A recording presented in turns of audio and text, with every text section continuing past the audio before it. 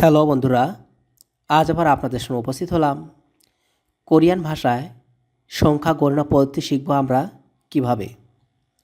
তো ভিউয়ার্স, যারা বাংলা ভাষার মাধ্যমে কোরিয়ান ভাষায় অনর্গল কথা বলতে চান এবং বাংলা ভাষার মতোই কোরিয়ান ভাষা শিখতে চান, তাদের জন্য মূলত আজকের এই টিউটোরিয়ালটি। এই টিউটোরিয়ালের মাধ্যমে আপনারা কোরিয়ান ভাষায় গণনা শিখতে পারবেন।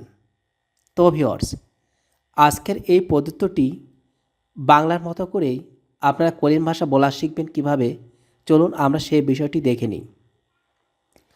তবে আমরা যেমন বাংলা ভাষায় গণনা শিখি, তেমনি কোরিয়ান ভাষায় গণনা শেখার জন্য মূলত দুটি আলাদা পদ্ধতি রয়েছে। একটি পদ্ধতিকে বলা হয় ইলি পদ্ধতি, আর 2 নম্বর পদ্ধতিকে বলা হয় হানাদুল পদ্ধতি। তো এই দুই সিস্টেম বা দুই নিয়মে কোনটাকে আমরা কিভাবে গুনব সেই বিষয়গুলো এবার আমরা দেখে নিই। তো ভিউয়ার্স, এই দুটি পদ্ধতি আমরা দেখলাম, এবার দেখে নিই নিয়মটা কি। হানা পদ্ধতি বা হানাদুল পদ্ধতিতে কোনো জিনিসের সংখ্যা গণনা করা হয়, অর্থাৎ কোনো জিনিসের সংখ্যাকে বোঝানো হয় হানাদুল পদ্ধতি।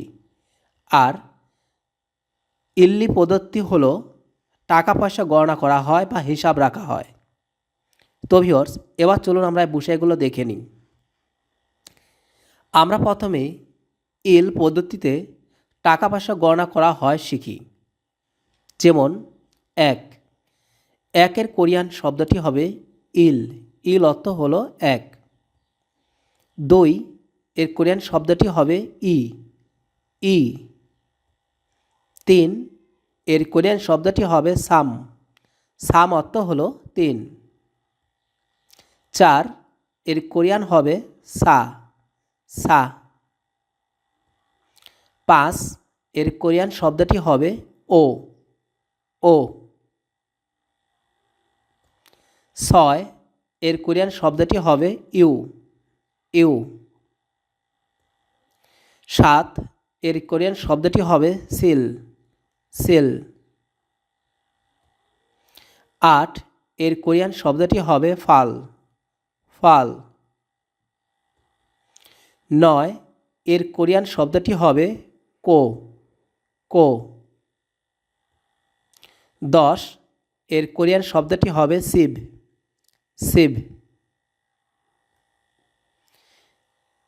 এছাড়া বলার সময় বিভিন্নভাবে কোরিয়ান ভাষাকে বলে থাকে। যেমন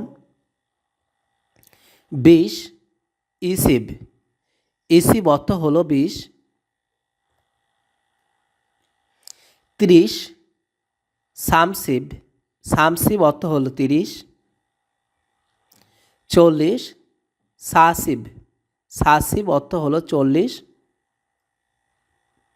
50 ওসিব। ওসিব অর্থ হলো 50। 60 এর কোরিয়ান শব্দটি হবে ইউকোসিব। ইউকোসিব। 70 সেলসিব। সেলসিব। 80 ফালসিব। ফালসিব অর্থ হলো 80। 90 কোসিব। কোসিব অর্থ হলো 90।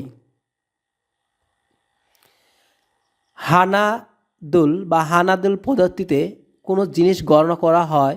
যেমন 1 হানা। 1 হানা। 2 দুল। 2 দুল। 3 সেট। সেট 3। 4 নেদ। নেদ বা দেত 4। 5 দাসত। দাসত অর্থ হলো 5। 6 ইয়সত। ইয়সত 6। 7 ইলগফ। ইলগফ 7। 8 ইয়দল। ইয়দল 8। 9 আহফ। আহফ 9। 10 ইয়ল ইয়ল 10 11 ইয়ল হানা অর্থ হলো 11 20 সমুল 20 30 সুরুন 30 100 ব্যাগ 1000 সন 10,000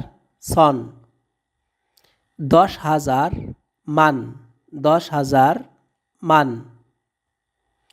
50,000 ওমান 1 লক্ষ শিবমান 1 কোটি ইয়ং তো ভিউয়ার্স, এই ছিল আমাদের আজকের কালেকশন। আশা করি এই টিউটোরিয়ালের মাধ্যমে আপনারা খুব সহজেই কোরিয়ান ভাষার সংখ্যা গণনা পদ্ধতিগুলো জেনে নিতে পারছেন। আশা করি ভিডিওটি আপনাদের কাছে অনেক ভালো লেগে থাকবে। এই ধরনের নতুন নতুন ভিডিও দেখতে হলে অবশ্যই আমাদের চ্যানেলটিকে সাবস্ক্রাইব করে রাখবেন এবং যদি সম্ভব হয় এই টিউটোরিয়ালটি অপরের সাথে শেয়ার করুন। ধন্যবাদ ভিডিওটি দেখার জন্য। ভালো থাকবেন।